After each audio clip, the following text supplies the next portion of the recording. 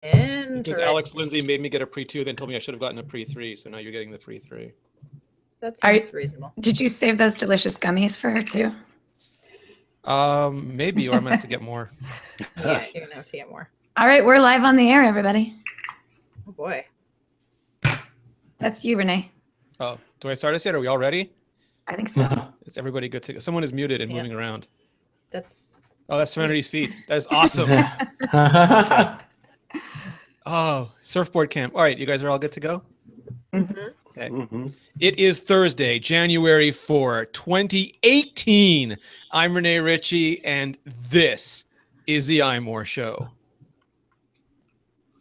Hey, everybody, they somehow let me back in. They changed the keys. They put up a fence. I think Micah put in a whole bunch of HomeKit security, but I managed to blast through all of it and just rejoin all of my favorite people for the new year, starting with Trinity Caldwell. How are you, Ren? Hello. Hello. Are you polar vortexed or are you tornado bombed? I forget. I am definitely polar vortexed. There is a massive polar vortex outside with possibly some bombogenesis going on, which, by the way, sounds like a science fiction term. I just want everybody to know that. Yeah, but we're keeping cool. We're keeping fun. We're having some Speaking some about laughs. keeping cool, we have joining us from minus 50-degree Winterpeg itself, Luke. How are you, Luke? Oh, not too bad. Thanks for having me. Yeah, it's it's pretty cold. I got a new camera like just for Christmas for myself, and I wanted to shoot outside today, and I went to go take a picture, and my fingers practically froze off like mid autofocus. So, did the shutter not move? Is that what happened? Like the shutter was frozen and couldn't move? It's still frozen. It's like thawing in the corner, so I can hopefully still take pictures with it inside later. But I remember what was amazed Derek Kessler the most about Winnipeg, his first visit there, was that there was a truck carrying ice, but there was no actual truck around it. It was just big blocks of ice strapped to the trailer bed, and he had never seen that before. Because in Winnipeg, you don't need a truck; you just put the ice on the flatbed. You're fine. That is the mellifluous laughter of Micah Sargent. How are you, Micah? I'm doing well. It's not quite as chilly here as it happens to be further up north, but still chilling out with a nice 23 degrees. That's Fahrenheit. Sorry, Celsius pals. I was going to say. But yeah, it's good. It's good. I like it. I like it cold. Not necessarily negative 50, negative 30 cold, but certainly like to have a nice little chill here. So I'm celebrating the chill. Awesome. And Joe, I don't know how cold the Ojai gets in the winter, but you look warm and toasty. Also in Fahrenheit, 10. It gets to 10. Okay. All right, I remember positive numbers. That's okay. Show off. Yeah, Go ahead. It's daunting outside is what I'll say. Okay. Do we even have that, guys are just gonna hate talking to me right now. I didn't notice I'm not introducing Lori Gill. I'm just not. It is sunny. There's just a little bit of humidity in the air because we do have some cloud coverage, which means it's not that cold outside. I don't know the exact temperature, but it must be in the mid 60s, maybe early 60s. I'm so sorry, everybody, especially on a day like today. I'm so sorry. Make sure when you go out, you're wearing a light jacket. Lori's polar vortex is. I'm gonna go outside in just a tank top and shorts, just to like sort of, be with my peeps and suffer with you guys, even though that still wouldn't be suffering compared to what you guys are going Just through. walk into your refrigerator and your freezer. I don't know. Enough snow talk. So, Serenity, why are we all gathered here today on Thursday after New Year? Well, initially we're gathered here so that I can do crazy experiments, like show everybody how horrific it is. Oh, yeah. Oh my God. Yeah. So if you've seen Empire Strikes Back, then you can see the view out of Serenity's window. It's basically Hoth. Also, hi guys. All right. Second camera aside, we are here to talk about our favorite stories of 2017, and also to talk about the things that we're excited about in 2018. Because hey, the year's over. We made it through 2017. Now we just have to make it through the first 4 days of. Which, hey, Renee, I'm going to make you go first because there's been a little bit of news happening. It's, we're not 4 days in and all of a sudden security stuff is happening. So why don't you give us the rundown about that? Okay, so it turns out we're all screwed. I mean, just whatever you're doing now, it is the zombie apocalypse. See what they were right. No, so about 6 months ago, a group of researchers, including Google's Project Zero, some academic institutes, and some other people, 3 teams on one side, 2 teams on another, came across these 2 exploits. The first one has been named Meltdown because it essentially melts down the security that exists between the central processor and whatever is running in memory. And the other one is called Spectre because it takes it basically takes the speculative executions that we've been using for decades to speed up processors to make them as snappy and fast as they can, and just says, "Oh, no more secrets." Like you can see Robert Redford just sitting there going, "No more secrets." The result is almost every Intel processor going back to 1995. That's the x86 and x64 processors, and I think Itanium and Atom going back to 2013 maybe, are affected by Meltdown, which means that if you can get software onto somebody's computer, either by physical access or by tricking them like through phishing or some sort of malware, you can read what's happening in the application space. If they're using a password manager or if they're typing in a password, you can read that password. If they're moving photos around, you can see those photos. If they're sending messages, you can see those messages because they're all resident in RAM. They're being pre-fetched, pre-cached to make everything seem faster, and they're able to sort of go through there, walk through the tree, and see what that data is. That's primarily Intel. There's some speculation that ARM might be affected, some ARMs, we're not sure.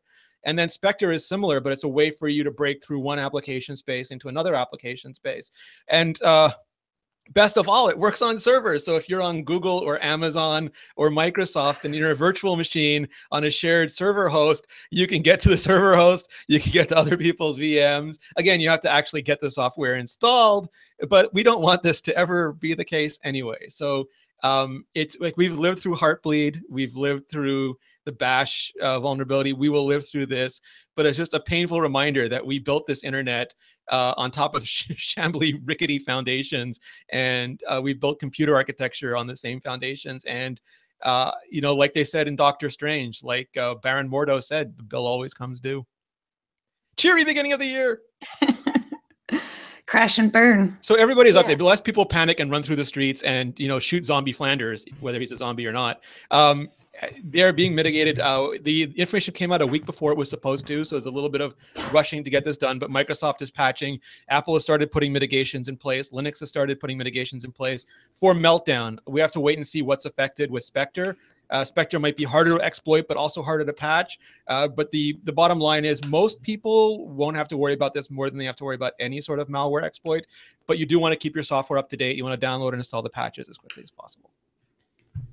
That's really good advice. So basically, right now it's a waiting game, and as soon as there's updates, just download those updates. Don't be silly. And I'm on iOS or Mac OS Sierra, and I'm not going to upgrade. This is that time. That should be really clear is that people don't upgrade to iOS 11 or to Mac OS High Sierra because they're afraid they're going to have a bad experience. That's not acceptable. If you upgrade and you have a bad experience, you take that device back to Apple and you demand that they give you a good experience. Check it. Like, get your battery replaced, get your system reinstalled, whatever you need to do. You deserve to have the latest software and a phenomenally good experience. You are worth it. I believe in you. I love that. I agree. So Renee, there's been a lot of talk about Meltdown and Spectre affecting the desktop devices, but is it with mobile devices? Do we know anything about Apple's ARM chips, like their ARM-based system? Are they also affected? We don't know. Both ARM and AMD there's a bit of a squabble going on between Intel and Intel's basically saying Intel was the first one outed and they're basically trying to take everyone down with them. And AMD is saying, well, it's theoretical, but it doesn't really apply to us. Apple doesn't use AMD anyway, but for ARM, Apple makes their own custom chips, and we really have to wait until Apple tells us because it may or may not apply, and it might be vulnerable technically, but impossible to actually take advantage of, and only Apple knows. And Apple is this company that measures 1,000 times before cutting once, and it's a week early, and they were not prepared to disclose this early. So my guess is there's like a lot of papers on Tim Cook's desk right now. Everyone's just standing outside his office going, Tim, read, Tim, read. Tim, tell us what to do. Yeah. Yeah, well, Saruji must be in there 24/7.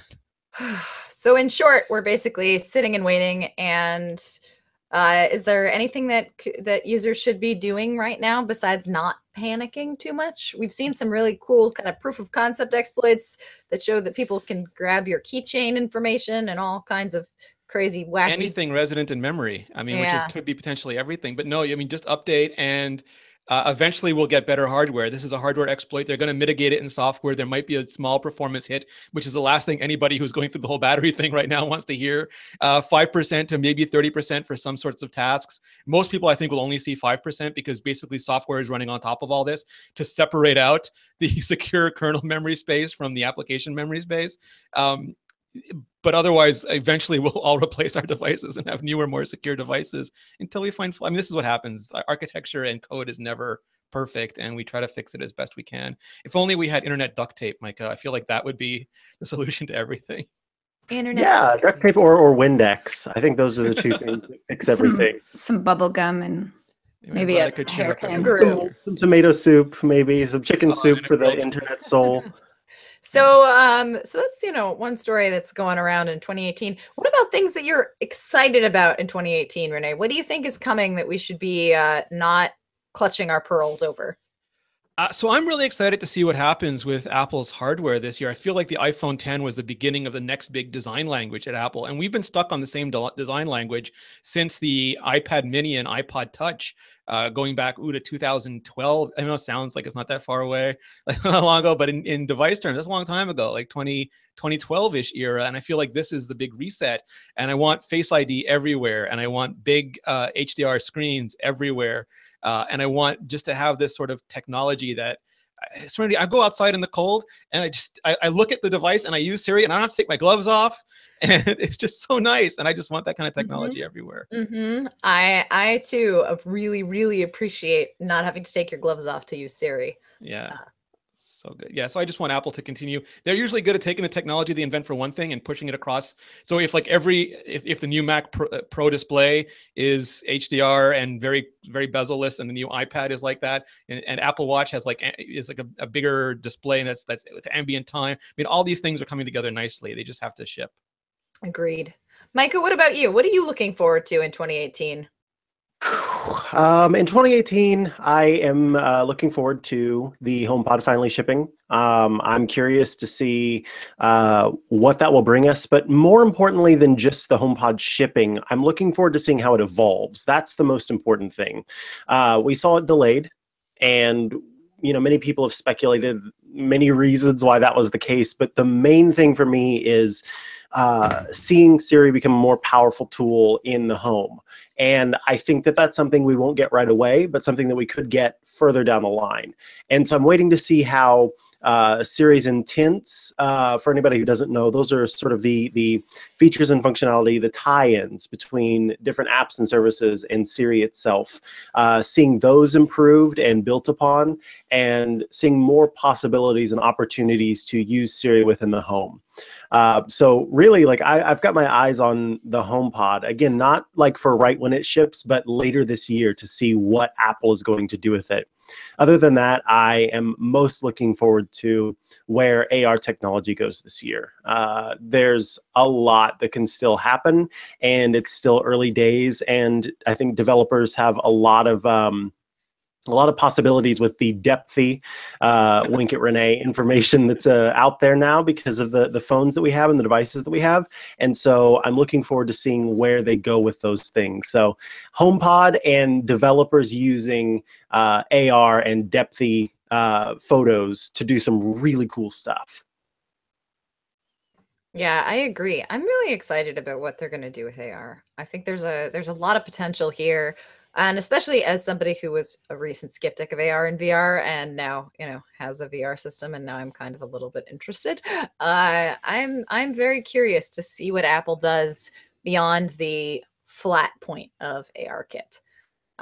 Luke, what about you? What do you think? What are you really excited to see in 2018? Man, I feel like Micah stole all my answers. I would say, like, I'm excited for the HomePod, and for like not so much HomeKitty reasons, because I don't really use a lot of that stuff. I haven't quite gotten into the home automation world yet, but like kind of just the sound, the bit of a sound nerd in me is like, I really want to know how it sounds. I want to hear it for myself. I've been really looking for a good smart speaker. So good, Luke. It's so good. I know. Renee said that it is like, what did you say for your ears? Retina for your ears, like I believe. Display for your ears. So that makes me hopeful, and I've been like kind of always wanted a smart speaker because I realized that it would give me a lot of accessibility around the house to, do various tasks and things like that, and just, be able to talk to Siri in my house doing everything would be great. But I've wanted a speaker. Like, the reason why I haven't really gone to like Alexa or Google Home or anything like that is because I've wanted a speaker that sounds fantastic, because that's something that if I'm going to put a speaker in my house that is going to cost me money, I want it to sound good, and I want it to give me an experience of listening to music or listening to my podcasts or whatever I listen to. I want it to be full and beats. So I'm hopeful for HomePod, how that might work out. I'm definitely excited to see its audio capabilities. I think the other thing too is wider thing is, I guess, games are always exciting when it comes to gaming. This past year was incredible with, I think, like with AR Kit launching and all the AR games that kind of made its way, and older games updating their software to include AR modes or systems. Was really cool to see, and I'm excited to see where that goes. So I'm definitely on the same wavelength with Micah when we talk about AR, but even more so, the Switch, actually, the Nintendo Switch, which we've been covering a lot on iMore this year, completely blew me away. Like, I expected to like it because I'm kind of a Nintendo fanboy, and I'll admit to that. But it has blown me away. Everybody I've shown it to, it's blown away. The portability, the capability of that tiny little portable console is incredible. And then, I mean, the games have like Nintendo's just knocked it out of the park with the games like Zelda Breath of the Wild and Mario Odyssey. And then there's a lot of cool mobile games that have been coming to it, and the developers are starting to embrace it more. And we just found this morning that it's the highest selling US console system in 2017, I believe. So I'm excited.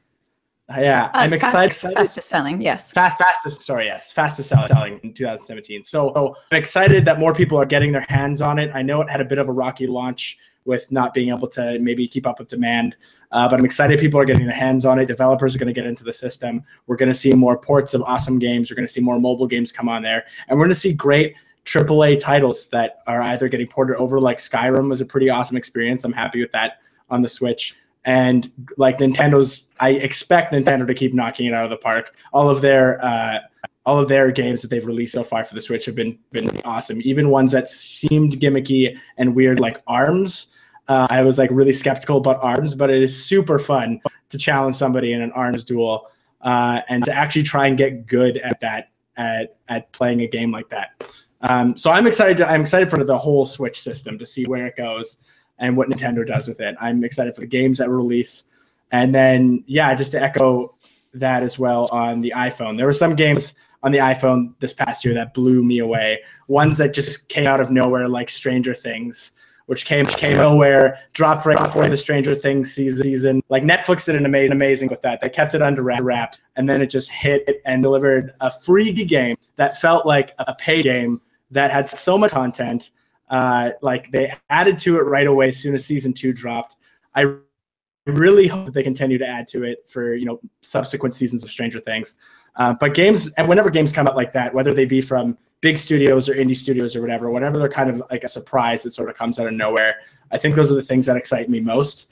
And although they're a little tense because you got to write about them kind of fast when they come out, it's always a lot of fun to just be surprised. I think I'm looking forward to the surprises that 2018 has in store. Agree. You never know. I mean, even talking to some game developers and kind of knowing what's coming down the pipeline, we know that Alto's Odyssey is coming this year, which I'm really excited about. There's the magic of the unknown, which is always really, really pumped. Makes you pumped. Lori, I want to talk about Nintendo Switch a little bit, kind of switching gears from things we're looking forward to things that happened in 2017. I think Luke gave a pretty good overview of some of the highlights of the Switch. But I know you've covered the Switch a lot, and you have a Switch. In your mind, what made the Switch a must-have property, right? Like, why did people rush out to get it? Was it just the Nintendo branding? Was it the gameplay experience? So basically, you're asking what made people switch to the Switch. Yes. I want to go down the strange rabbit hole. So yeah, when the Switch was first announced, I was like a lot of people in that I thought I don't see how this is going to work. It's a console, but it's also mobile. I don't know. That doesn't seem logistically like a good idea. I didn't even like the way they presented it because they showed people playing on this tiny little screen together and they're all kind of huddled around it. And even then it seemed not that great. But of course I ordered it because I am also a Nintendo fanboy. So I pre-ordered it and had it on day one, and I was really lucky that way. And then it came out, and there was a lot of hubbub about it not being great. A lot of people complained that I think there was 11 games available at launch, and only a couple of them were really like stellar games. The rest were sort of almost gimmicky type games right at first. But then it turns out that Legend of Zelda Breath of the Wild became the number one, or the best game of 2017. They won the Best Game Award for it. So, that immediately shows that Nintendo's headed down the right path. And it didn't launch exclusively on Nintendo Switch, but that was the sort of flagship game that they were trying to get everybody on board with the Switch to play. And they were right, because it turns out it's a fantastic game. And I think over those 10 months since it came out, there's, the handful of people that got it on day one that were really excited about it and talking a lot about it. And then they started putting out games exclusively on Switch, like Super Mario Kart 8 Deluxe, which has a couple of special things that are only available on Switch, and Super Mario Odyssey, which that game is killer. If anybody is a Super Mario fan, that game is absolutely stunning. Launched exclusively on the Switch. It's really exciting. So by the time Christmas hit, when the Switch became significantly more available to purchase, there'd just been so much hubbub about it. I think the fact that it went from being scarce and almost impossible to find to being somewhat available, I think launched a lot of people to just go for it, because they saw, oh no, you can buy it now. That's great. Let's buy it and give it to someone for Christmas. That's something that wasn't even a possibility for so long. It became much more available, though it's still kind of back and forth as to, where you can find it. It's still kind of hard to find, but I know that by November, I had 3 friends that had previously said, nah, I'm not really interested in it, that by November they bought it. And part of the reason is that they walked into a store and saw it on the shelf. And that was enough to get them excited to go ahead and play it. Or buy it. And I think it's sort of the hubbub around it, the sort of marketing around getting people excited by it, that when it finally became a little more available, coincidentally right around the shopping holiday season, that got people on board. And then the excitement around all the games that are available, the games that are launching exclusively on Switch. In 2018, they're about to launch their Nintendo Online, which we still don't know a whole bunch about, but part of that account is that you're going to have access to a bunch of older Nintendo games, which any Nintendo fan is going to jump for joy at being able to play some of their favorite games on a new console. Excuse me. So I think these are all the flags of why Nintendo Switch ended up being so hugely popular by the end of the year, even though when it first launched, it received a lot of flack. Yeah, I know definitely when it came time around Christmas, I was very tempted to put a Nintendo Switch under the tree for my husband. I didn't end up doing it, but I might still for his birthday this year. So I've almost bought it 3 times. I don't know why you guys just don't go for it. Because I have no life. I mean, like I have like 3 hours sleep now, and I'd have negative 4 hours sleep the minute I buy it. I just know it. It's true. It's true. It's the danger of game consoles. Joe, let's switch back to looking forward. What is your what are you looking most forward to in 2018 tech wise? In 2018, I'm really interested to see, and I don't know if we will, but I'm really interested to see if we hear anything about the upcoming Mac Pro. I keep wondering what form that's going to take. There's been talk of modular, but what do they mean by modular? Lego. The Lego computer. That's the dream.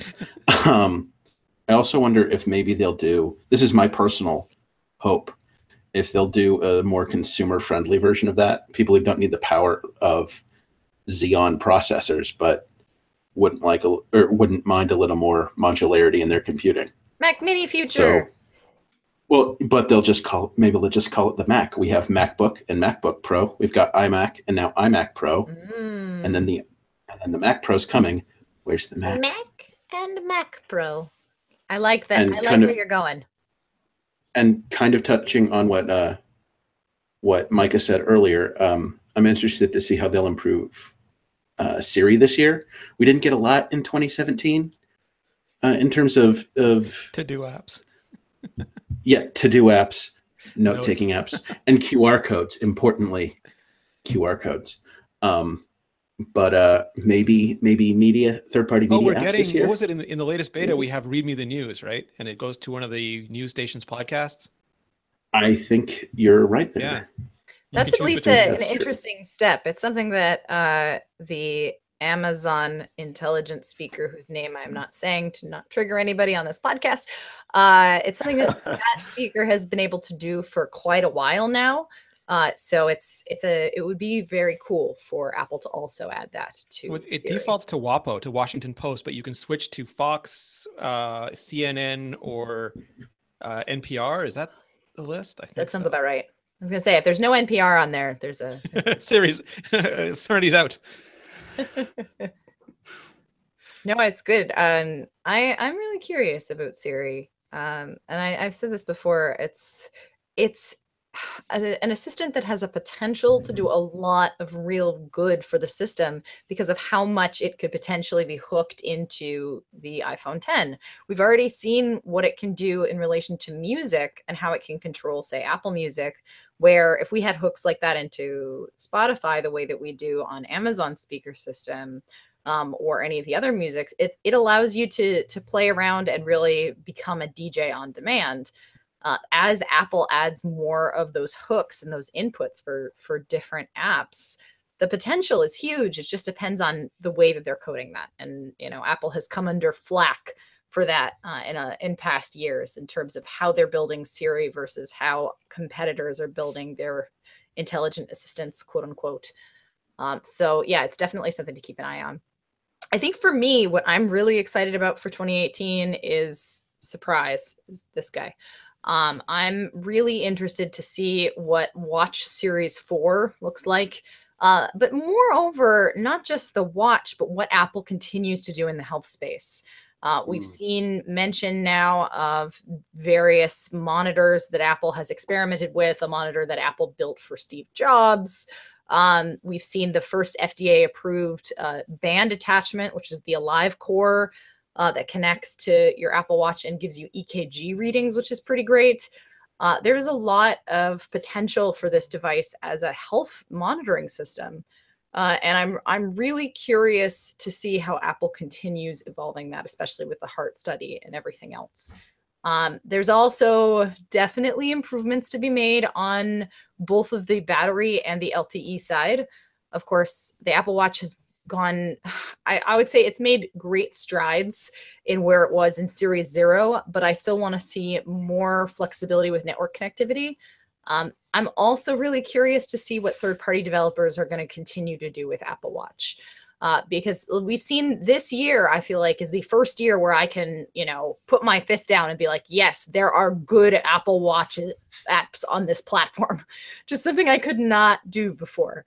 That we got a number of them with watchOS 4. We got the new version of Carrot Weather. We got Just Press Record. The new version of Starbucks, which I feel like does not get enough praise. But if you use the Starbucks app at any point, the Starbucks app on Apple Watch allows you to Apple Pay to reload your card from your Apple Watch. So even though Starbucks may not have Apple Pay receivers at all of its locations, you can still use your Starbucks card and get all of those free Star Rewards and everything else through Apple Pay by re-upping just from your watch. It's one of the only apps I know that does this, and it's very cool to see. The Drafts extension changed my world. I just press that button, just like Just Press Record, but it goes right into Drafts, and then I can use the text anywhere, mostly for articles that end up on iMore. Yeah, Renee has been dictating most of his articles for the last 3 months. Yes. That's good. Either me or my AR. Yeah, one or the other. Yeah, so that's my big thing is let's see more with the Apple Watch. Micah. Yeah. Do you have Micah. any interesting things to say right now? I do, actually. Before we move on, I want to tell you all about our dear friends at Mint Sim. You can get free first-class shipping on any Mint Sim purchase. It cannot be combined with any other discount code and doesn't apply to anything other than a Sim purchase. But if you use IM Free Ship, that's IMFREESHIP, you can get free first-class shipping on Mint Sim purchases. So what the heck is Mint Sim, and what are you getting in free shipping? Well, I have a question for you. How much do you usually pay each month for phone service? Whatever it is, it probably feels like way too much.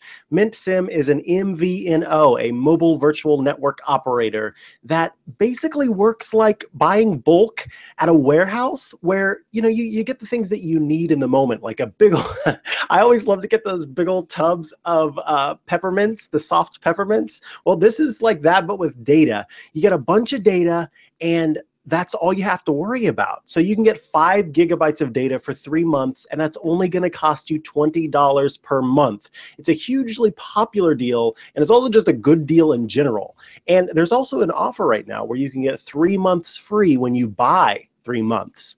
So the best part that I think that comes with Mint Sim is that you don't have to get a phone through them. So if you already have a phone, maybe you got one that you want to take whenever you go traveling, or you've got a family member that you want to get onto a phone plan, but you don't necessarily want to sign them up for your main service. Well, you can bring your own phone to Mint Sim. And as long as the phone is unlocked and compatible with Mint Sim's network, which is one of the largest in the country, then you're good to go. They got all the tools that you need online to plug in all the information and figure out if your phone is compatible with the service. Same thing goes for, if you wanted to put your iPad on there or something like that. There aren't any contracts to worry about, so you aren't tied down to their services. You just use it whenever you're ready and get rid of it whenever you don't need it anymore. So it's super simple. If you go to mintsim.com, you're going to get your Mint Sim card. And again, right now you can get that SIM card shipped to you absolutely free with the promo code IMFreeShip at checkout. There's no fuss, no muss, no commitment, just a SIM card and a plan that saves you money. Thank you so much to Mint Sim for sponsoring the iMore Show. Thanks, Mint Sim. All right, going along our theme of Best ofs 2017's looking forward to in 2018. I wanted to talk about tech, but in a specific way. I wanted to talk about tech we bought this past year in 2017, that is changing our lives or that we absolutely love. Basically like the number one top thing that you got the last year. And I'm going to go first because I'm standing on it and I really can't stop talking about this thing. For my birthday, I bought myself a fluid stance deck. It's called a deck. It basically looks like a snowboard that you use in the house that has a circular fulcrum that balances the board when you get on it. Essentially, it's a standing desk toy. The idea is you put it under your feet and then you just use its fulcrum to kind of balance yourself. Much like the $20 balance boards you might find, and in your local Target or whatnot. But this one's a little bit different in that it's not so much designed to be used just straight for exercise, in that it's really like it is built in such a way so that it is comfortable to stand on while you're working or while you're doing dishes or, as I discovered, while you're playing VR. And I have just been having a complete blast with it in a way that I have not with any other standing desk piece of tech. It's light and portable, so I've just been dragging it everywhere and being like, anytime I'm gonna stand, now I'm gonna stand on this whirligig thing, and I'm doing a shimmy right now. True or false? You are the next Herald of Galactus. I can neither confirm nor deny, Renee. And I was gonna try. You have some video. You put up some GIFs.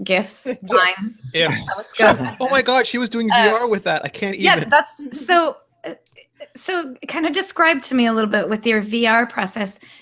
You can't really use it for like a snowboarding VR game, right? You just happen to be on it so that when you were spinning around, you just had a little more action, right? Yeah, and I actually hooked it up. You might be able to see there's a secondary camera here where you can see what I'm doing right now. Yeah, so what I really like about the Fluid Stance is, no, it's not hooked up to VR. It doesn't have rumble or anything like that, or it's hooked up directly to the game. But because it gives you that kind of feeling of not just standing on solid ground, I found it really helpful for all kinds of games that require pseudo movement, and Skyrim is a big one of that. And I will admit that I have definitely fallen off it a couple times while playing Skyrim. But again, I think what I really love about this board is that it is designed to be very easy on, very easy off. It's not an exercise board from the perspective of like, it takes you 45 seconds just to stand on the thing and feel comfortable. Here, it's very simple to mount it and actually stand still if you want, which means that you can have a lot more play about moving forward or backward or side to side, and basically fidgeting or moving around without feeling like you're going to fall on your butt or otherwise injure yourself. So with VR, what I found was really nice is that I would take a small stance on the board, and give it, just a little bit of maneuverability. And then I would just rock or shift my weight from my left foot to my right foot while I was playing Skyrim or something else that's traditionally a stationary game in VR, which kind of gives people some motion sickness usually, because it's like, oh, why is this character moving and I'm not? And what I found is because I was moving on the board, even though I was just kind of shifting my weight side to side and not actually stepping, that really helped me get into the perspective of, oh, I'm in this game. I'm not feeling like, oh God, this is a screen and it's moving and I'm not moving. Like, it tricked my brain in a really lovely way. So I haven't played a ton of VR on it. I've only been playing with VR specifically for a couple days because we haven't owned the VR system all that long. But for me, it's the only way I would play Skyrim, because I can't play Skyrim sitting down. It makes me want to puke. It's not great. But I also, honestly, I love it as a work device. And I'm really kind of shocked because I hate most standing desk devices. Like, I usually just, I have a standing desk. I'm standing in front of one right now, and I generally try and stand while doing podcasts. But standing on a straight mat just doesn't do it for me. I fidget a lot, which means on a flat surface, I end up leaning on one side too much, which can cause hip pain and muscle imbalances and all kinds of not great things. But on the Fluid Stance, because of the seesaw mobility, I can lean to the side and it doesn't actually affect my hip the same way that it would if I was just standing on a flat surface. And it also means that I keep far more active standing on this thing than I ever did standing straight, but not so active that when I used a tread desk, I felt like I was constantly going to fall over or die if I stopped walking. Like, I can very easily either dismount this or just move my feet a little bit closer to the fulcrum and then feel essentially like I'm standing on solid ground. Whereas with the treadmill, it's a little bit more complicated. You have to kind of move it around. I don't know. I have tested a lot of smart desk stuff, and this is the first thing that I'm like, yes, I really, really love this. And it's cool. It's just fun enough that you can do silly things with it while standing, and it's portable enough that, I can move it to the middle of the room and I can do stretches on it, or I can play VR on it, or I can do dishes on it. Or I could do what I did last night to get my stand, or the last of my exercise rings, which is do push-ups on an uneven surface. Ooh. So yeah, all kinds of insanity things. So this is definitely my gadget pick for 2017 of all of the cool things that I have bought. Looks good. I like it. I want one, except I don't even have a standing desk, so I got to get the standing desk first. Oh my God! Got 1-2 punch. Desk. Yeah. I know. I know. Yeah, in case everybody telling you need to get one isn't enough, just know you must. What about you, Micah? What was your favorite gadget purchase in 2017? So I took some time to think about it, and I think what I'm going to end up going with is it's actually an old thing, but it was made new in 2017. It is the Hue dimmer switch, and the reason that it was made new is because I asked Hue if they were ever going to make their motion sensors and their dimmer switches compatible with HomeKit, and they straight up lied to my face. Not exactly. They said they didn't have any plans for it, but they ended up adding those things to HomeKit. So the motion sensors, which are the most responsive motion sensors that you're going to find in home automation, and the dimmer switches, which are just nicely designed. Wait, so how does the HomeKit work with the motion sensor? Do you just turn it on and off, or does it act? It works as it's an alert system, so you can say for a if trigger. Yeah, exactly. If you Oh detect my- motion, then do this. Which it's really nice because I've had some motion sensors from a few other companies that use Bluetooth, and they're far less responsive. And so it takes a while for the thing to happen.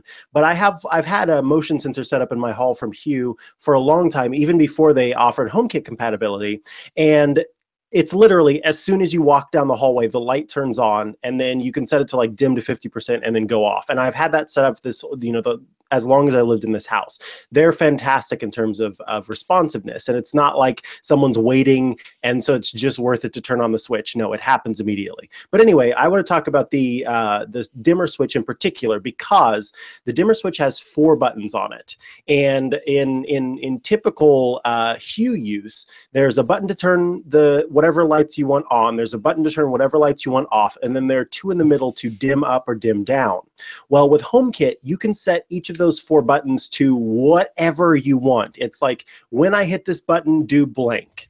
And so I have one set up in my living room where the top button turns on, because the living room's there, the dining room's there, and the kitchen is there.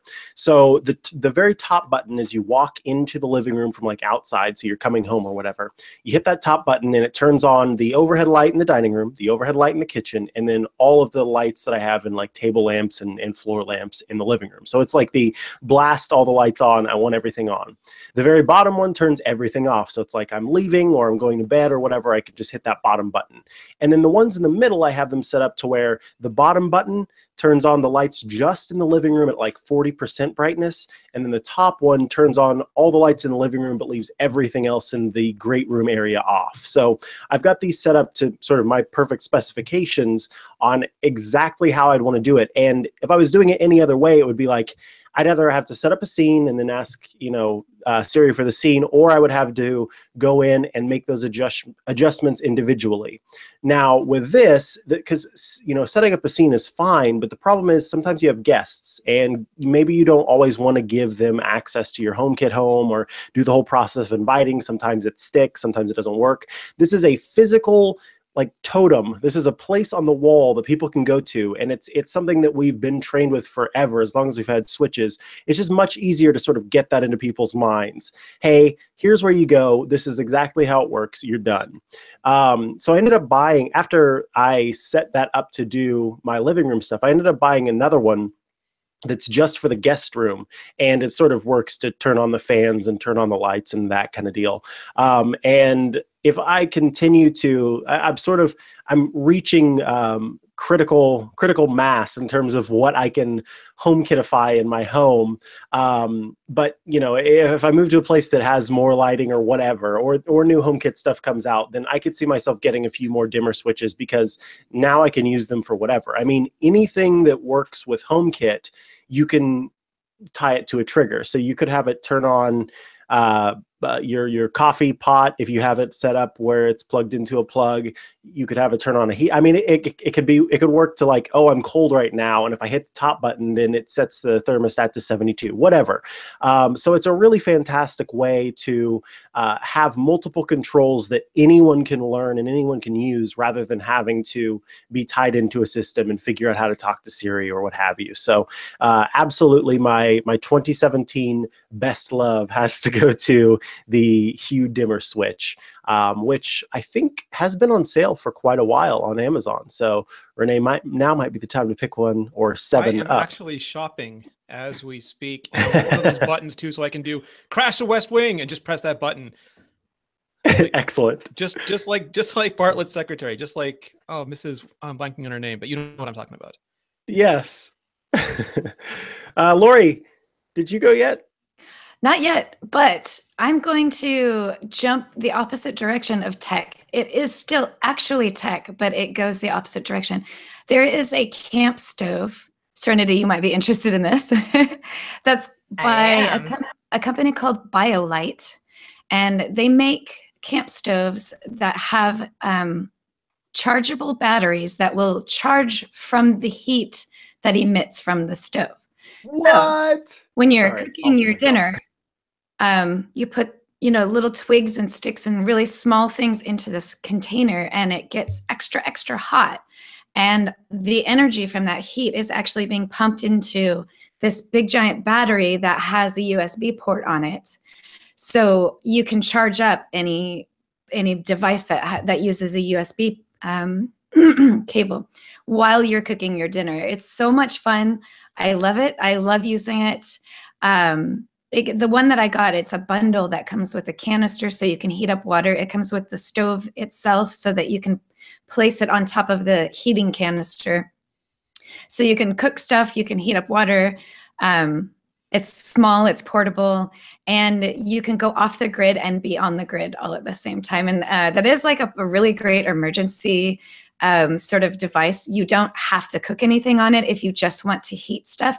You can't use it inside your house, though. It emits smoke. You have to take it outside. It also gets extremely hot, so you definitely want to make sure that you're using protective gear and things like that. But if you're in the middle of some kind of snowstorm, and you need to, charge up your device, you can go out on your front porch and try to huddle under the safest place, build yourself a fire, warm up by the fire, and charge up your phone at the same time. It's called BioLite. That's BIOLITE. They have a bunch of different devices that they sell there. And they also have, they donate, or a lot of them, some of the money that's used in purchases, that they make stoves similar to this for countries where electricity isn't very capable, like they don't have a lot of electricity. So some of the money that's used, some of the profits they make off of selling the BioLite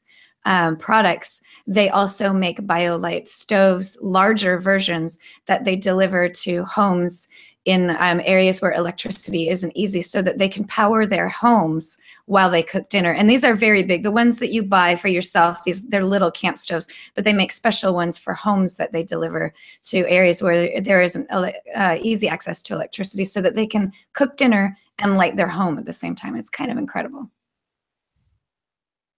Yeah, I actually was looking at those stoves yesterday, and I'm like, I don't actually know anybody who has used them. So now with that pitch, I'm probably gonna go buy one, especially with snowpocalypse here. Yeah, and if you don't want everything that it comes with, you don't need like the portable grill. You could just get the product that they call the camp stove, and that's literally the canister with an open flame right on top. And if you can put your own thing on it to heat it up, but if you just get the camp stove, which is $130, that's the thing that you can use to charge your products or your devices. So if you don't want to go all in on the whole bundle, you could just get the camp stove. That's awesome. I'm definitely going to keep an eye on that. Joe, what was your best product of 2017? My best tech purchase of this year is probably my new camera. I picked up a new camera. It's a Sony A7 II, which is an upgrade on several levels for me. It's slightly older than the rest of the line, but it has 5-axis image stabilization, which iPhones have had for a little while now, but is new for me in a dedicated camera. And it also has this feature that's great for portraits called eye autofocus, where it detects a face, and then you press a button, it detects an eye. And the difference it makes, for me anyway, is phenomenal. And I got a couple of new lenses for it for Christmas, and I'm really enjoying using them. I would also say on the same level is the iPhone X. It's even 2 months in, it's still sort of an oh wow experience for me every so often. Yeah, I agree with you on that one, Joe. People have asked me about my experience with the iPhone X, and in the past, when someone asked, "What do you think of the new iPhone?" I think, yeah, it's great. It's it's kind of like the other one, but it's faster. It has a better screen. Or I might specifically call attention to, say, the new camera features. But with iPhone 10, I immediately say it's the best iPhone they've ever made. And I don't mean that just because it's better than the one they made last year. It is literally the best iPhone they've ever made. I totally agree. Yeah. What I think Renee was saying earlier about not having to use, like, you're not having to take off gloves to use Siri or anything like that, to actually be able to swipe up on the screen with touchscreen gloves in the winter, especially this winter. That's been, in the last couple of weeks, another one of those oh wow moments for this phone for me. And I'll go ahead and say it. I use my phone in the shower, and in the past, like you get your thumb wet, and you can't really thumbprint the phone and get into your phone. So having my face, which doesn't matter if there are a few water droplets on it, be able to access the phone is nice, because I like to listen to podcasts while I'm in there. So it's like skipping through a few parts, that kind of deal. Water resistance, definitely a selling feature for Micah. That's Micah fantastic. and Tim Cook. Yeah, seriously. Luke, what about you? What are your favorite gadgets? Yeah, so I'll do two because I already talked about the Switch extensively. So that's definitely up there on the best things I bought this year, because it's just a phenomenal system that, like, has just been super great for my life, like for whether I'm doing personal gaming or I bring it to parties. In fact, like, I convinced like 2 friends to get one for Christmas for themselves too, because I brought them over and showed them Zelda and showed them Mario and showed them just a few of the other games like Snipper Clips and Overcooked and things like that. And they just like fell in love with it. We're like, all right, well, we need this now. And so now they both have it. So we're going to have some Switch LAN parties too, which will be nice. So I've already talked about that extensively. I would say the other thing, and this is kind of interesting, is one thing that in this job may seem a bit weird to some people, is I actually like cheap tech in a lot of ways, and like cheap tech that is functional but knows what it is. Like, you know what it is when you're buying it. And these headphones I'm wearing, they're the August EP650s, and they have been incredible. They're under $50. They're $45 American. You can get them off Amazon.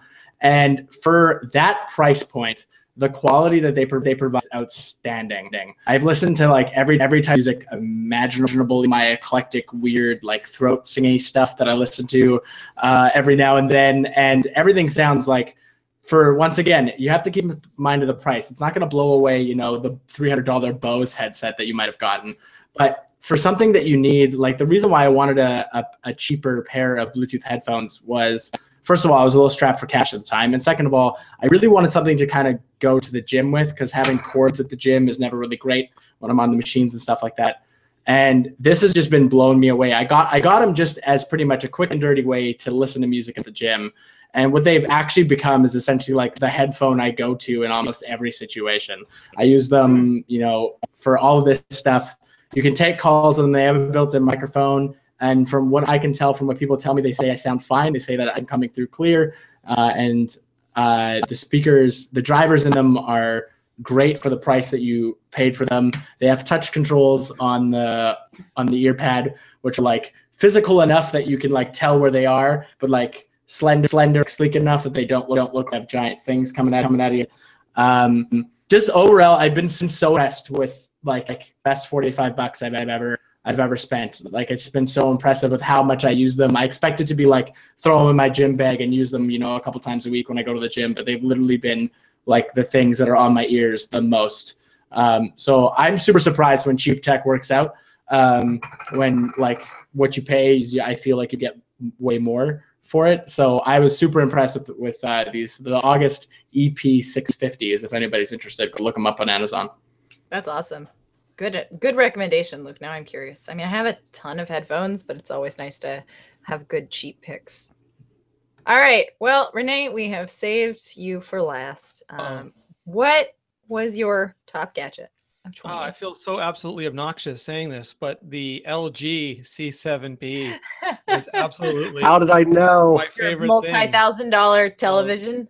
Of like, yeah, I mean, they're coming down in price, but the big deal here is that it's OLED, and LG television OLED is way different than phone OLED. I know there was a lot of issues with their phone OLED this year, but the technology for big screen OLED, like, it's not as dense, and they can use filters and a whole bunch of other stuff.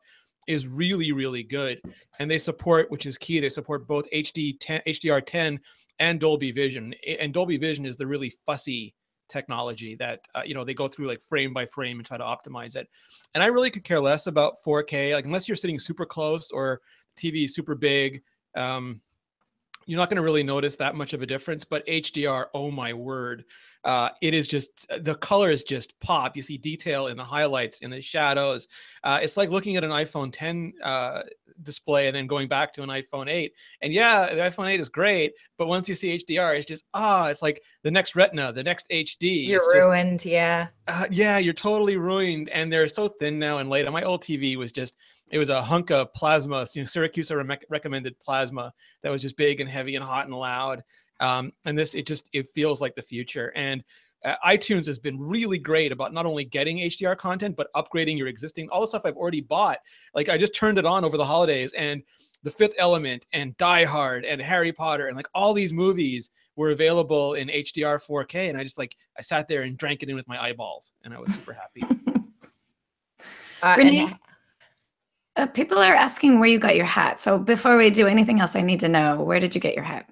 So I got my hat at Apple's Infinite Loop store before they discontinued selling hats at the Infinite Loop store. I have filed a radar for both the hats and the sweatshirts because expected behavior, hats and sweatshirts. Sometimes they have stock at WWDC very briefly, but I really hope they bring it back because it's one of the nice things, especially like now that Apple Park is up and running. I would just love to see them have the apparel. I mean, where are people going to run into and get their baby onesies? There are hats at Apple Park, but not those hats. That's true. I think the ball caps are back. Is that right? I think so. Yeah. Anyways, yeah. So if you're ever in the Cupertino area, after you tell Lori Gill you're no longer jealous of her weather and you try a burrito with French fries in it, just go over to one of the Apple stores and one of the Apple campuses and get your company store on. Word. And on that note, before we end, let's have Micah tell us one more thing. Oh, yeah, that's true. Yeah, of course. We have to talk about our dear friends at Thrifter. Thrifter is a new way to save money on everything from gadgets to home goods by shopping based on value and not hype. I love that. I love that because there are plenty of deals out there, and I'm going to put big old scare quotes around that because there's plenty of hype out there, but Thrifter looks for the value. Now, if you sign up at thrifter.com, you're going to get thoughtfully selected tech deals from places like Amazon and Best Buy daily without all the fluff. It's all the stuff and none of the fluff, as I like to say. So I'm going to go over to thrifter.com right now and pick out a few things that I find interesting. There's always something that they want Serenity is gonna hate me for saying this, but there is a beautiful looking VR headset case for half off at only $20. VR. Yeah.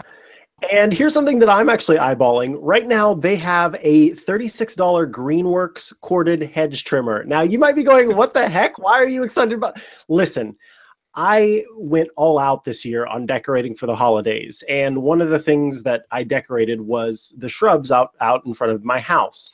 Well, my shrubs have never been cut before or trimmed. And so they were just these big old bushy sort of bushes. And so I was taking tiny little hedge clippers and going around and cutting to sort of shape them a little bit. If I had these Greenworks trimmers, I would have had that done in no time flat. Can you please tell me that you're yelling bonsai, bonsai as you're doing all this? I should have been. But now for next year and also for the summer, these hedge trimmers seem like a good idea. And you know what? Here's the thing. Even if they didn't seem like a good idea, I go to this site and I just want to get these things. I'm not going to lie to you. It's dangerous, but it's also a lot of fun. Thrifter is always looking for the best deals, and the best deals on stuff that you might not even be considering. And it's, well, is that an LG OLED TV on there that I see? I do believe it is. For $1,400 instead of nearly $1,700, you can get an OLED 55-inch LG TV. It's got the 4K, which is and the HDR, which is woo! All right there on thrifter.com. So again, you're going to go to And let me find my little dealies here. You're going to go to thrifter.com to sign up and get thoughtfully selected tech deals from places like Amazon and Best Buy daily. Remember, it's all the stuff and none of the fluff. Thanks so much, Thrifter. Thank you, Thrifter. And now I'm going to close this website before I buy a million things. And thank you all, not only our esteemed panelists here, but also all of you listeners out there, in whether you're in, bombogenesis, bomb cyclone weather territory, or you're soaking up sun. We appreciate that you're taking a little bit of time out of your day to listen to us and hang with us. And it's pretty great. Lori Gill, where can people find you online? They can find me writing for iMore, all of the things. And they can find me at Appaholic on Twitter. That's APPAHOLIK. And at Lori Gill at most of the other social things. What about you, Joe Keller? You can find me writing at iMore. And on Twitter, I'm at jkeller87. That's JKELLER87. And I'm not a lot of other places. It just means it's narrowed down. We can find you very specific locations. Luke, what about you? Well, of course, I'll always be writing about the Switch, writing about games, writing about apps at iMore. And then you can check me out on Twitter at Luke Filipowicz. So that's LukeFilipowicz. I want to check me out on Instagram, Luke Daniel Filipowicz, because my name is not long enough as it is. So you can check that out. Same spelling of the last name, which is Filipowicz. And that's where you can find. Ooh. What about you, Micah? If you're looking for me, you can find me on Twitter at Micah Sargent, but you can always go to www.chihuahua.coffee to find links to all the things that I do across all the social stuffs. Again, thanks. Shout out to Renee Ritchie for giving me that idea many moons ago. It still is very near and dear to my heart. Chihuahua Coffee. Renee, where can people find you online? I got this little side project that everyone else on this show has been very kind to let me work on, and that is imore.com/vector for words, vector.show for podcasts, and we should have some video coming in the new year, because a daily column and podcast is not enough. I've got to ratchet it up. I got to just, we're making all sorts of craziness happen. Yes. You can find me online on the social things at Settern, SETTERN, as well as on imore.com and on Relay FM, where I answer tech questions with Stephen Hackett on Query. That's a damn good show, by the way. I was just listening to the latest one. Thank you. Damn good show. It's a very fun show. We enjoy simplifying your complex tech questions and hopefully giving you a little bit of joy in your life. From all of us here at iMore, we hope we have given you a little bit of joy with this podcast. And we'll see you around next week. Take care and happy 2018, everybody. Happy 2018. Bye everybody. Ba-da-ba-ba-ba.